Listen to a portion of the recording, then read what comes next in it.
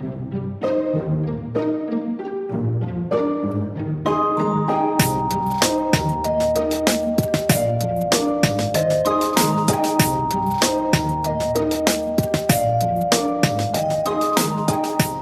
right, Go fans. I've just been playing a lot of Go because I've been at the US Go Congress.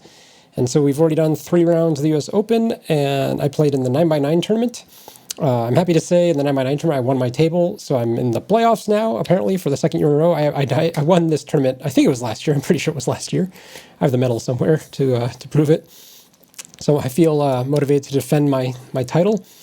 Maybe it was 2 years ago. I don't know, and it doesn't matter. Anyway, either way, I'm in the 9x9 playoffs, which is cool. In the US Open, I'm 2-1.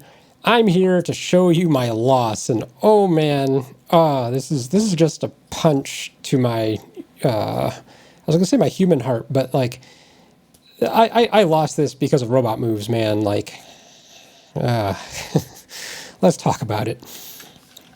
So I am white. And this game all revolves around this robot Joseki from hell. And it's not really from hell. It's not like Taisha. It's not like Avalanche. It's not like these really complicated Josekis per se. But it's one of these new Josekis that humans haven't quite got their minds wrapped around yet in terms of how to evaluate it.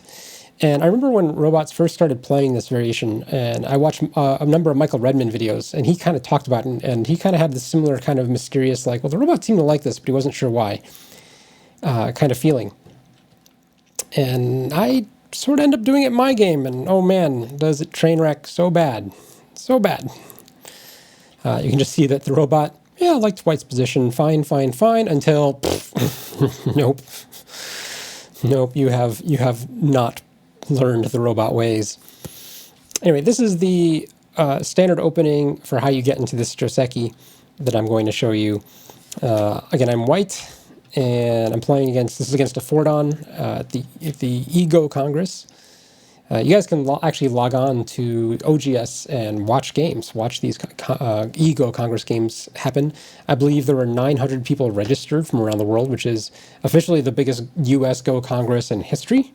It happens to be online, which probably facilitates a lot of people being there, and it's only 4 rounds, so it's abbreviated, and you know, it is what it is. You know, we're in the midst of a pandemic.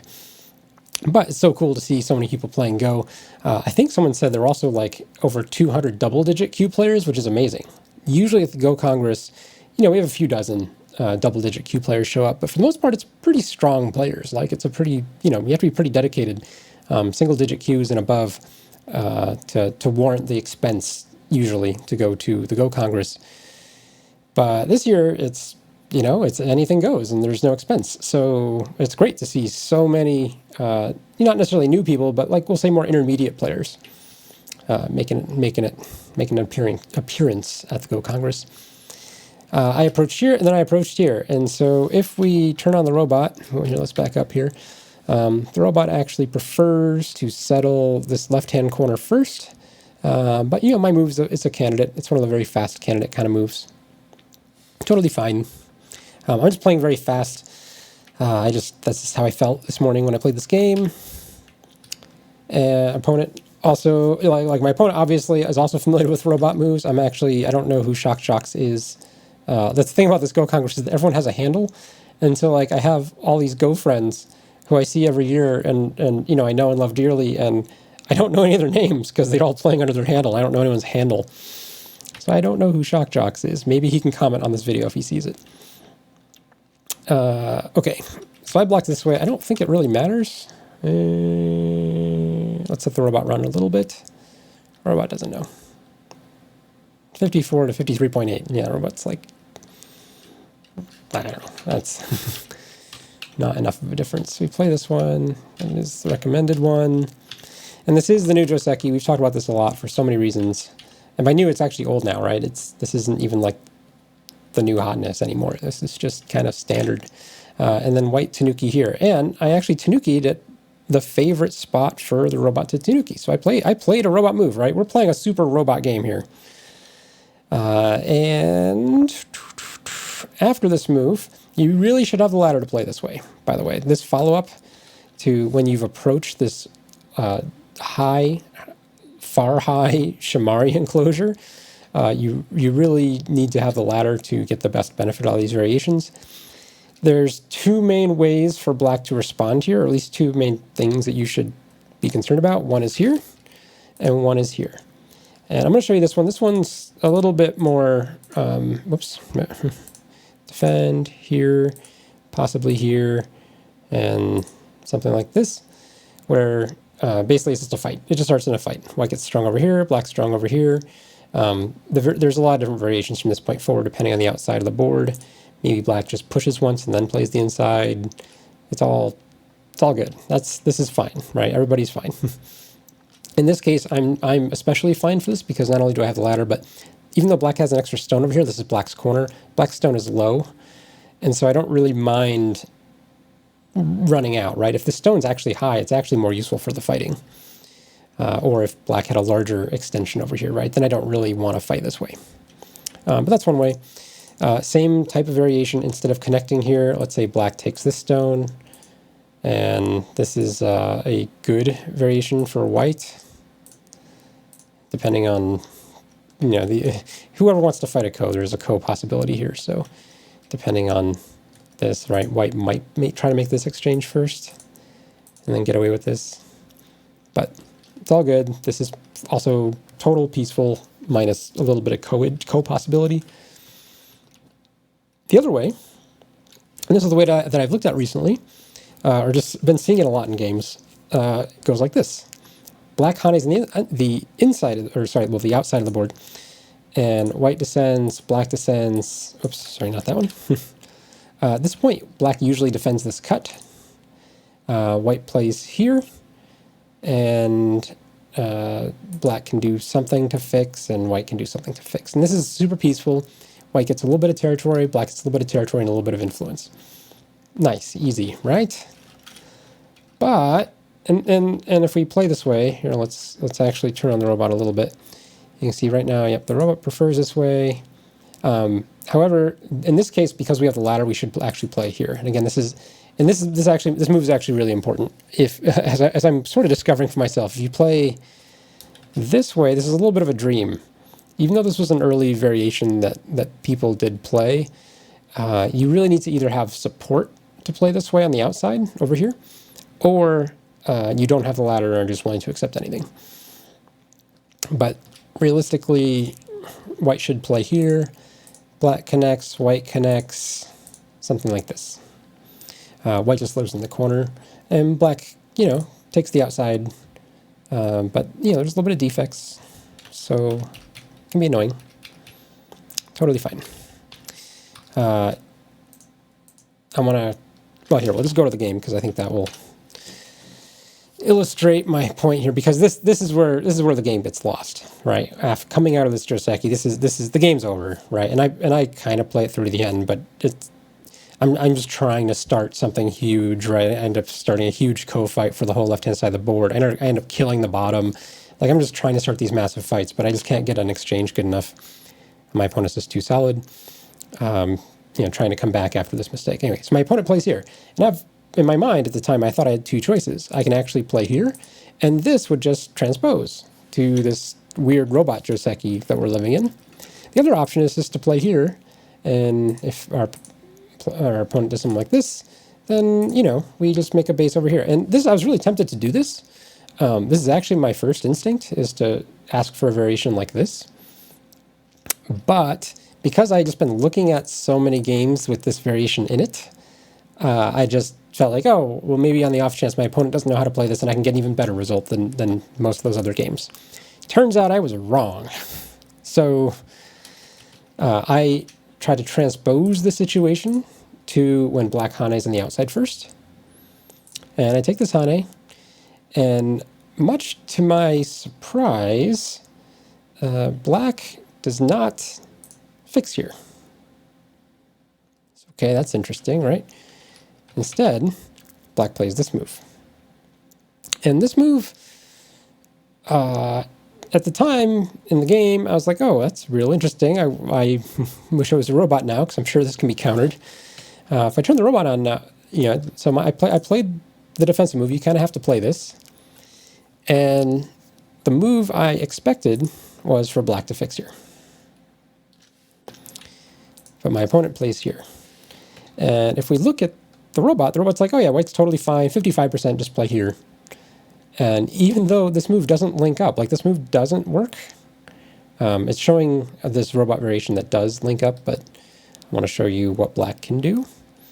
It's like, yeah, 55%, play here. Oh, and look, it just switched. All right, so the robot's still thinking, still doing some work. It's now like, now you got to play here. This isn't good enough. Or it's only a 50-50 game. That's interesting. How many variations do I need to let this run for? It's done like 20,000 readouts of that move. Oh, now it's back to here. All right, it really... Man. All right. Well, what's going on here is black has a bunch of defects, and white's has got a group that's currently kind of dead. In the game, I kind of thought about even just cowering. Cowering is probably not good. Because even here, white's not actually technically alive yet. Now, black has some defects to exploit, but this will be fine. Like, playable, but black gets a good result. But it wouldn't be a train wreck. But anyway, I played the robot move, which is here. And I actually expect, I don't know why in my mind, I expected black to Hane here first, and then I was going to descend, and would have to block, and I would Atari, and then I would take all this free stuff. Oh, not that one. Maybe that one.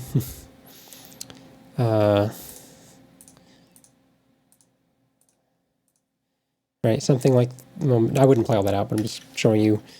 Let's go back to here before we play all this out. I'll maybe play that one. And then here, just do something to make shape. And so I have a little bit over here and a little bit over here. And that's still a bad result. That's 60-40. Not good enough. But that's what one of the things I thought might work or be acceptable, right? Because I really didn't know what to do. But instead of Haneing here, my opponent plays a Atari. And so here we are. I have to extend. Only move. Robot still says this is good for white. And I'm trying to figure out how. Oh, let's take a quick drink here. Because, oh man. Still good for white, right? Here, still, like, I played this move. This is good, right? Still good for white. Not as good. What did Robot? Robot says actually play this move now. Timing is correct for this move. Interesting. So we're just full-on abandoning the corner. Right? We're just full-on... I'm just playing out a sequence I was looking at earlier. Threaten this ko. And make a base. And so here, in this continuation, this seems to be the robot's most preferred outcome. But I want you to look at it and see how hard this is for white to play, because what does white get?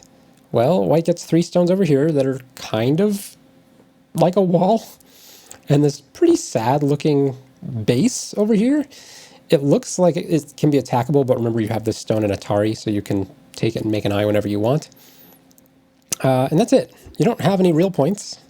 You've got 2 sort of things on the side. And what does black get? Well, black gets to kill 5 of your stones and gets the corner. And not only that, the cherry on top is, not only does black kill a 5-stone group in the corner, black is also on the outside, like splitting you. And this is the head scratcher, right? Like the fact that this is totally a winning outcome for white in this corner is astounding. This is totally one of those situations where you lose the fight equals winning. Like, lose the Joseki equals win. I don't know. It's strange. Oh, sorry. This is the game variation. So I tried to do something. I tried to ask for a little bit more. Same idea, where I was like, okay, at this point I have to sacrifice this. How do I get the most benefit? Well, I Atari'd this way. Robot does not like this, by the way. At this point, actually, everything's kind of too late already. It still wanted me to turn here first time, which I did consider, but I thought was actually too small to play first. Okay. Yep, so I played here, which is a candidate. And I played here, and I pushed up here. And the idea is this sets up a ladder here, and I'm going to get a bunch of free stuff on this side. Specifically, if, let's say, our opponent is greedy, this is game over, right? Like, there's a lot of ways to make a mistake here. Just look at that win percentage. Why are these mistakes? Well, because white has this throw-in. Oops. So black plays any move that's not capture, essentially, and white's going to throw in here. Or not. No? Oh, you don't have to throw in. Sorry, use Atari. There's other variations where this throw-in becomes useful if black runs this group out, but yeah, there you go. Doesn't matter. So it's kind of game over. So that's kind of cool, right? So black has a choice of either, if black tries to do this, still same thing, game over, white wins the ladder. All right, you can see my point. However, after this, I make this exchange, I take, he takes, and then I come down here. The difference between this variation and the variation the robot ended up with is that the robot was able to have the time to make an extension over here, and I don't. And one of the mistakes that I made is I assumed, oh, I can just kill this stone for an eye. You cannot in this position because of this stone. And so when I first played this, I was like, oh, this is fine. Like, I still get something over here, and I'm going to get something over here. Totally cool, right? No, not cool. Because after this, oops, here, let's just pretend I keep running. And I'm like, aha, I'm going to make eyes and live. No, I'm not. That's not an eye. Because of this clamping to Tsuji. So if it goes normal, if my opponent doesn't see this, of course, I can get an eye there. But my opponent's going to see this, and I'm going to die. So at that point, I was sad. I was like, okay, let's play another Tsuji, try to take the outside and get something going. But it's too late. There's just nothing to do. So that's pretty much the story of the game, right? Like, that's the game. Let's review this Joseki situation one more time, because this is officially the lose Joseki equals win variation that apparently you have to know now. Okay, here we go. So you have to have this large enclosure, and then you or your opponent, whoever's playing it, will attach here. This is a little bit weird. Usually you get into it with this move. And from here, again, if your opponent plays this way and you have the ladder, you can play here. And this is the way you should play. If you don't have the ladder, you need to play here. And even then, this is still real dubious, as we're learning, right? Feels real bad. So you come down and you hane. If your opponent plays here, you have to make shape. If your opponent attaches, you have to cut. Your opponent will likely run this out. And then here, actually, there's I just turn. It's going to feel bad. I think, oops. Turn. Atari. Here. Yeah. Black prevents this cut. And then, this one is weird. What's the difference between here and here? Robot says this one is 5% better. Isn't that amazing? Oh, okay. So in this case, no? Why? I don't understand. This is better. Why is this better? All right, so our opponent connects here, and then we play there. Oh, okay, got it. Okay, good. Can't actually connect, otherwise we'll lose the capturing race. And this way, oops. No, the same is true. Oops. Yeah, this is also... Maybe I should take this right now. That'd be a big difference. Yeah, that's still like 50-50. Yeah, I don't... Again, this is the... It hurts so bad. Why do I not play this? Why is this better? Robot. All right, I give up. Somebody in the comments, try to explain this. See if you can figure it out. Maybe, oh man, it's hard. It's really hard. I'm still like, oh, maybe I can play here. Oh, okay, okay. All right, so actually black has to respond that way. Right. But this is, I don't know. I don't know. I don't know why that's better. Okay. Anyway, it's what you play. So, whoops. Play here.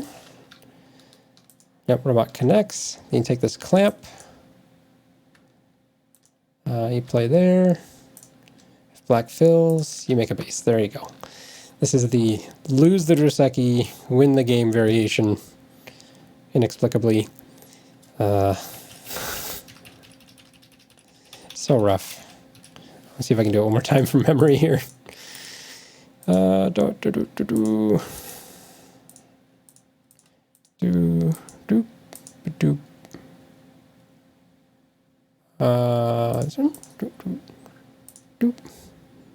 that one. Clamp. Is the order wrong? Oh yeah, so I think after this one, clamp now. Yeah, when is this clamp? Oh, still not now. Okay, still can't. All right, there, there. Okay, now clamp. There we go. Okay, here, here, here. All right. I don't know. I don't know, guys. This is